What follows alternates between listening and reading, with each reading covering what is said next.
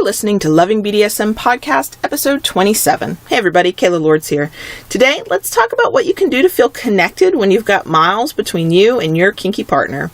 Welcome to the Loving BDSM Podcast. If this is your first time listening, glad to have you. If you're back for another week, welcome back. Loving BDSM is produced every Friday for your kinky pleasure and education, and show notes are found at kaylalords.com. Come back often and feel free to add the podcast to your favorite RSS feed or iTunes. If you love what you hear, we'd love a good review on iTunes to help other kinksters find us. You can follow me on Twitter at Kayla Lords or stalk John Brownstone at southernsirsplace.com. All links are in the show notes. Don't forget, y'all, that I'm now on Patreon looking for kinky patrons to help me keep the podcast and my writing going, and every little bit really does help. Anyone who can and wants to show their love this way can make a monthly pledge for as little as $1 a month. Go a little higher and you get some perks, like a monthly video of me talking about kink or sex or whatever, and maybe I can get John Brownstone to join me. You can stop your pledge at any time, and no worries. If you just can't afford to do it, or this totally isn't your thing, I get that. I still love you just because you show up and listen or read or share or comment. It all really matters, and it's very meaningful to me, even if you never can pay a dime. So just to let you know, but I am on Patreon for anybody who's into that kind of thing. Now, onto the show. I am going to do my damnedest to keep this week's show as brief as possible.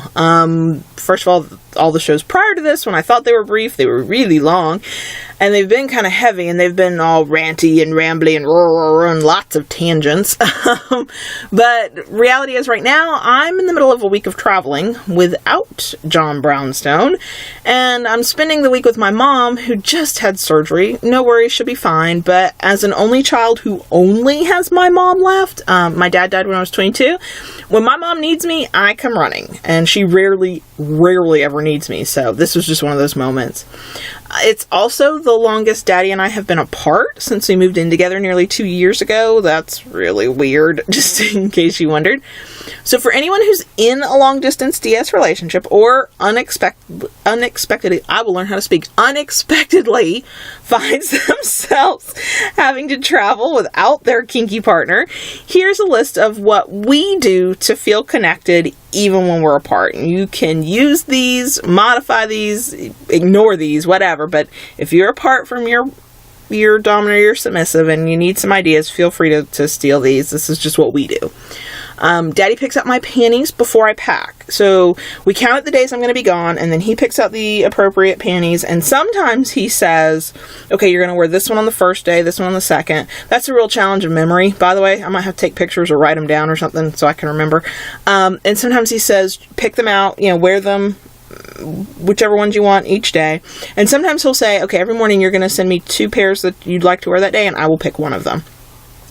Back in the day when we were apart, one of my tasks was to take a picture of each pair of panties that I had, upload them to a shared folder we had on Dropbox, and then every morning he would send me a text with the panties he wanted me to wear, and then I would take a picture of myself wearing them for him so he could see me half naked and that I was doing what I was supposed to do.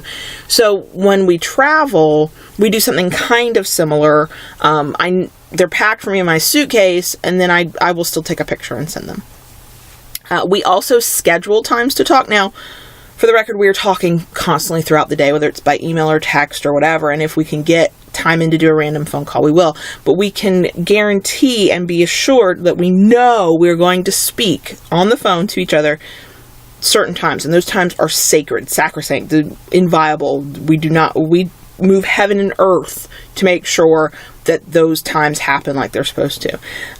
For us, it's when he's on his way to work in the morning, assuming there are no children around, during his lunch break, and then right before bed. And we did that when we were apart originally, and then we do that now when we're traveling.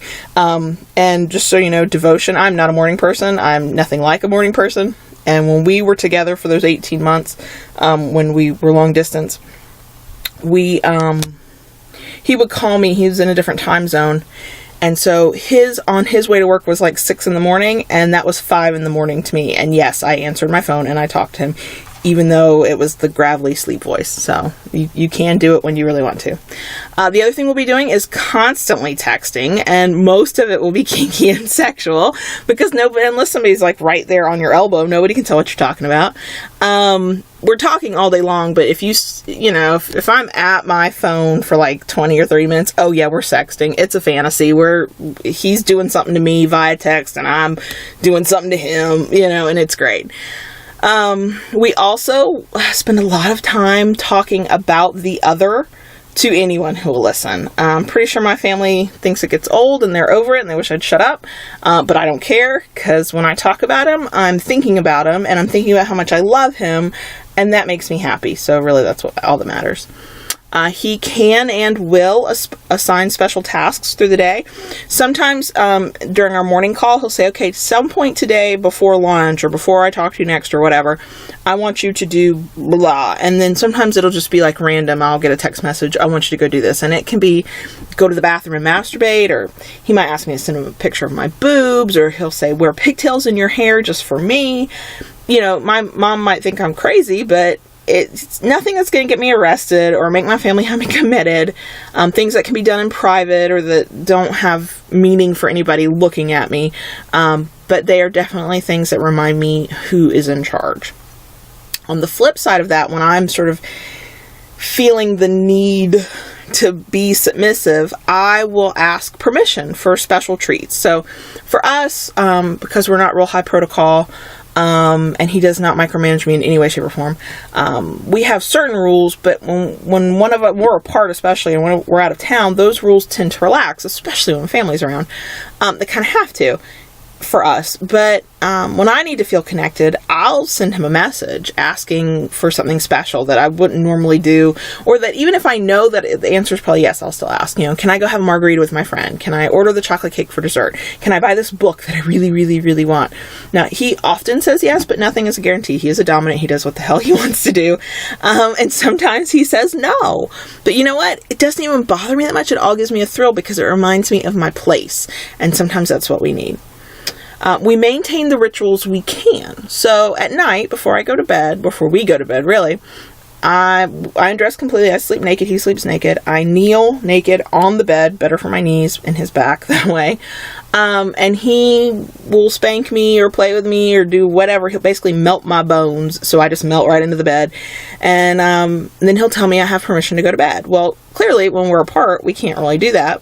So I will call him. And in the course of our nightly conversation before we go to bed, I'll either ask permission to come to bed, or he will tell me, you can go to bed now, baby girl. And sometimes that will lead to a masturbation session and then lots of orgasms, and sometimes it won't. If I'm in, my parents' house and I don't want to get their sheets wet because that's really awkward, okay, it might not. But either way, we modify a ritual we have when we're together to fit for when we're apart. So that's pretty much it.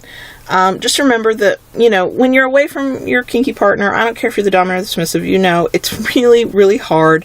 Don't get down on yourself because it's hard, especially if you're not expecting it. You're like, I'm only out of town for 3 days. And then, by day 2, you're like, I'm dying. I need my dominant. Don't feel bad about that. I think that's kind of natural. Our relationships are kind of tight in ways that some relationships aren't. They could be, but they just aren't. So when you're apart, it's really hard, especially when you have rituals and things that help you get into that mindset and you can't do. And yes, just a reminder for anybody who's like, oh, well, this is all well and good when you're apart for a week, but what about, when there's hundreds of miles between you? Let me remind you, for the record, Daddy and I were in a long distance relationship for 18 months before we moved in together.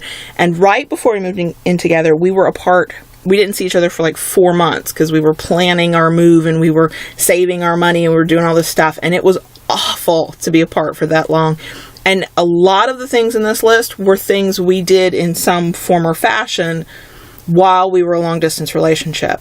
Modified, and we probably did more than I'm even thinking of right now. But just I know that it's not easy to be apart, whether it's temporary or just all the time. But with effort and patience and creativity and love, it can be bearable until you can be together again.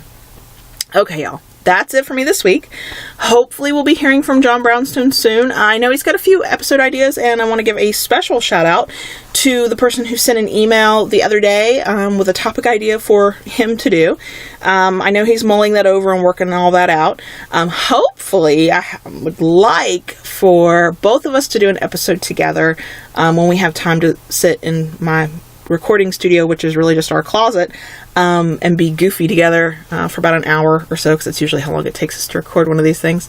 So hopefully that'll be coming up soon. So I'm gonna get back to taking care of my mom, and y'all keep it kinky, and we'll see you next week.